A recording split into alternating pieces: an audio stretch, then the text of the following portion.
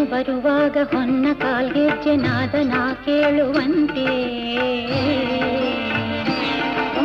ನಿನ್ನ ನಗೆಯಿಂದ ನನ್ನ ಭಯವೆಲ್ಲ ಓಡಿ ಮರೆಯಾಗುವಂತೆ,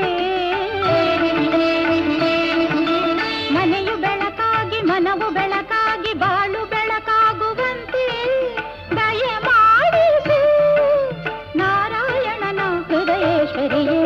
ಬಾಗಿಲ ತೆರೆದಿರುವೆ ತಾಯೇ, ಪೂಜೆಗೆ ಕಾದಿರುವೆ.